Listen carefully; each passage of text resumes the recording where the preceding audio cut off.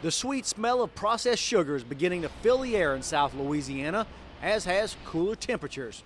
Fall is officially descending upon Louisiana, and for the next 3 months, the Cora Texas Sugar Mill will be processing Louisiana sugarcane into raw sugar and molasses at a steady clip. About 50,000 pounds of sugar dropping right there.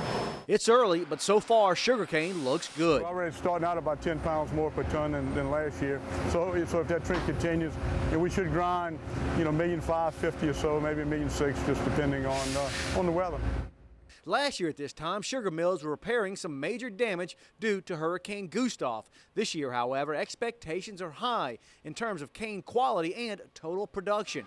Charles Schudmak is the Chief Operating Officer here at Cora Texas. Typically try to grind around 17,000 tons a day. We grind as much as 18. Make about 4 million pounds of sugar. We made as much as 4.7 million pounds. And that day was back in 2008, as recorded here on the boiler. Cora Texas Sugar Mill has made some major upgrades in the last few years.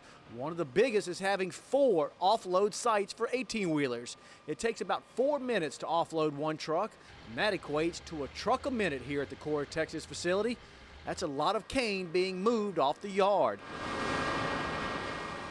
The mill also has 8 individual grinding mills, but usually they only run about 6 or 7 at any one time. The mill has also made some major improvements in terms of efficiencies. Here in the control room, all the operational data is collected and monitored. And this year, Schudmak, Kessler, and other mill managers can check the mill's real-time data via an RSS feed on their iPhones. Right now, we're running on about a 12,000 ton rate, about 500 tons an hour. Live steam, we're at 193 pounds right now. Exhaust is 14.5. Update every minute.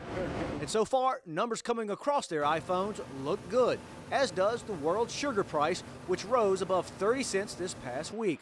More good news for the state's sugar industry. Sure, until this year, we were looking at the same price for the last 20 years, so we just had to keep growing our economies of scale, and we've gotten about as large as we want right now, and we're pretty happy with the capacity of the factory.